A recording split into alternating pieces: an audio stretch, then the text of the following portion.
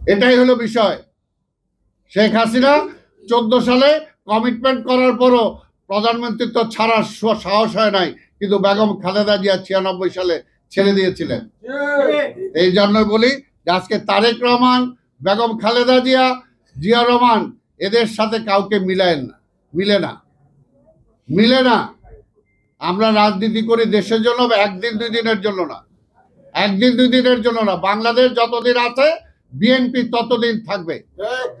বিএনপির জন্মই হয়েছে বাংলাদেশের বাস্তবতার কারণে। আওয়ামী লীগ ব্যর্থ হয়েছে বলেই বিএনপির জন্ম হয়েছে। শেখ মুজিব ব্যর্থ হয়েছিল বলেই জিয়া রহমানের আবির্ভাব হয়েছিল, জোর করে হয় নাই কেউ। তাই আজকের বাস্তবতা হলো, আজকে দেশটাকে যে ট্রাফিক জ্যামে ফেলায় দিচ্ছেন, এটা থেকে উত্তরণের একটাই পথ, ওই আওয়ামী দুঃশাসনের যারা সহযোগী ছিল তাদের কাঁধের থেকে হাতটা সরান, কাজটা বিএনপির হাতেই রাখেন পুরোপুরি। তাহলেই দেখবেন যে সব সমস্যার সমাধান হবে। আমরা এই দেশে অরাজকতা চাই না, হটকারিতা চাই না। আমরা চাই না যে দেশটা আরেকটা খারাপের দিকে যাক। কারণ আমরা দেখেছি স্বাধীনতার পরে এই শেখ মুজিবুর রহমান এই রেসকোর্সে দাঁড়ায় বলছিল 3 বছর কিছু দিতে পারবো না, মানে মানুষও অ্যাকসেপ্ট করে নিছিল। যেমনি আপনারা বলতেছেন সময় চাই, পাবলিক রাজি আছে, কিন্তু শেখ মুজিবুর রহমান 3 বছরে কিছু দিতে পারে নাই, দিছিল দুর্ভিক্ষ দিছিল। আর্মিকে শেষ করার জন্য রক্ষী বাহিনী সৃষ্টি করছিল, শিক্ষা প্রতিষ্ঠানগুলোকে শেষ করার জন্য নকলের ছড়াছড়ি করে দিয়েছিল, পরীক্ষার বদলে অটো পাস দিয়ে দিচ্ছিল। কাজেই সেটা দেশটা ধ্বংস হয়েছিল, মানুষ প্রতিরোধ গড়ে তুলেছিল। আমরাও চাই না যে আপনারা ব্যর্থ হন। ওই স্টেডিয়াম বানানোর জন্য আপনার পরিকল্পনা নিয়েন না। আপনারা পরিকল্পনা করেন যে আগামী কিছুদিনের মধ্যে কিছু সংস্কার করে কিভাবে নির্বাচনটা করতে পারেন, কিভাবে নির্বাচিত প্রতিনিধিদের হাতে ক্ষমতাটা অর্পণ করতে পারেন। কারণ আপনাদের দীর্ঘদিন ক্ষমতায় থাকার কোনো সুযোগ নাই। এর আগেও যেটা বলছি, ওই ক্ষমতার চেয়ারটা খুব আরামের, কিন্তু আবার খুব দুঃস্বপ্নও কিন্তু সেটার মধ্যে আছে, কষ্টও সেটার মধ্যে আছে, যেটা আজকে হাসিনা বুঝতেছে। এর জন্য আমরা চাই না যে সেইভাবে সেই অবস্থাটা হোক, আমরা চাই।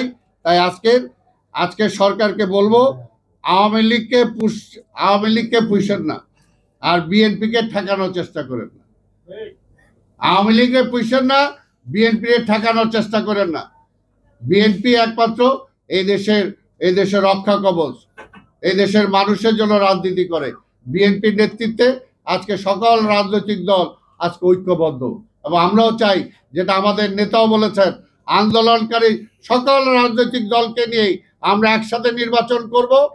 তারপরে নির্বাচনের পরবর্তী পর্যায়ে সবাইকে নিয়ে একসাথে জাতীয় সরকার গঠন করব। এটা বলতেও বুকের পাটা লাগে। তারেক রহমান সেটা বলেছেন। কি সংস্কার করবেন? তারেক রহমান তো বলে দিছে যে 2 বারের বেশি কেউ পরপর প্রধানমন্ত্রী হইতে পারবে না। এর চেয়ে ভালো সংস্কার কি করবেন? তারেক রহমান তো বলে দিছে যে প্রত্যেকটা জাতীয় নির্বাচন তত্ত্বাবধায়ক সরকারের অধীনে হবে, কিন্তু বলে দিছেন। এর চেয়ে ভালো, তাইলে তো আর স্বৈরাচার হওয়ার কোনো সুযোগ নাই। আরো তো অনেক 31 দফার মধ্যে আরো অনেক কিছু আছে। তাই ভাইয়ের আমার, আজকে বক্তব্য দীর্ঘায়িত না করে আজকে বলবো যে হামলার কথা বলা হয়েছে, এগুলো তো অবশ্যই, কারণ তারেক রহমানের স্বার্থে না, এই দেশের স্বার্থে তারেক রহমানকে দেশে আনা দরকার। এবং সকল মামলা উদ্যোগ করে, সকল মামলাই ছিল প্রতিহিংসামূলক মামলা। কাজে সেটা প্রত্যারোপ। তার চেয়ে বেশি হলো যে জনজীবনের দিকে দৃষ্টি দেন। ওই স্টেডিয়াম বানানোর দিকে বারবার বলছি, স্টেডিয়াম একটা লং প্ল্যান, 1 বছরে পারবেন না, কয়েক বছর লাগবে। এখন চাল, ডাল, তেল, পানির দাম কমানো যায় কিনা সেটার দিকে দেখেন।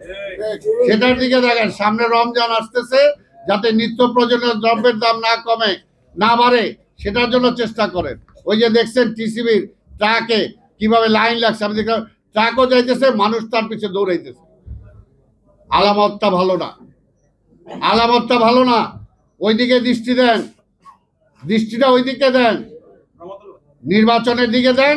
আর ইমিডিয়েট যেগুলো নিত্য প্রয়োজনীয় দ্রব্যের দাম কমানো, ঢাকা শহরে যানজট কমানো, ডেঙ্গুর হাত থেকে রক্ষা করা, এগুলো কিভাবে করবেন সেদিকে দৃষ্টি দেন। স্টেডিয়াম বানাইতে যায় না, ওই পঞ্চশালা পরিকল্পনা নিয়েন না। হাসিনাও 42 সাল পর্যন্ত ক্ষমতায় থাকার পরিকল্পনা করছিল, কিন্তু আল্লাহ হইল মহাপরিকল্পনাকারী। কোথায় চলে গেছে হাসিনা, এখন একদিনের পরিকল্পনাও করতে পারতেছে না। এটার জন্যই বলবো যে আজকে যেটা দরকার সেটা করেন, আর শর্ট করে আনেন, কর্মসূচি কমায় আনেন, নির্দিষ্ট করেন, ওপেন করেন, রাজনৈতিক দলগুলোর উপর নির্ভর করেন, রাজনৈতিক দলগুলোর সাথে প্রতিনিয়ত বসেন, সপ্তাহে বসেন, তাদের পরামর্শ নেন, তাদের পরামর্শ নিয়ে সরকার পরিচালনা করেন, তাহলে ভুল ত্রুটি কম হবে না।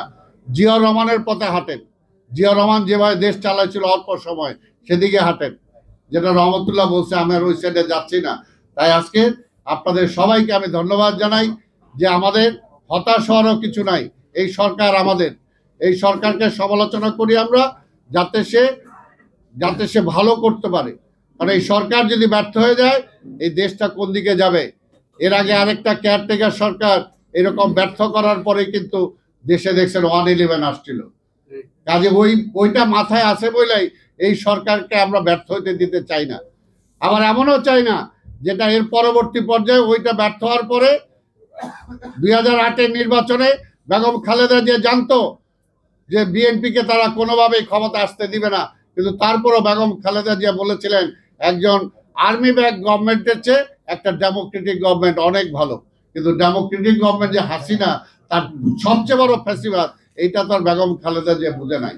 সেখানে আজকেও বলবো, ইতিহাস থেকে শিক্ষা গ্রহণ করেন, অতীত থেকে দেখেন, বেশি দূর যাওয়া দরকার নাই, বাংলাদেশের অতীত ইতিহাস থেকে শিক্ষা গ্রহণ করে পদক্ষেপ নেন, স্টেডিয়ামের দিকে যায় না। আপনাদের সবাইকে ধন্যবাদ। খোদা হাফেজ।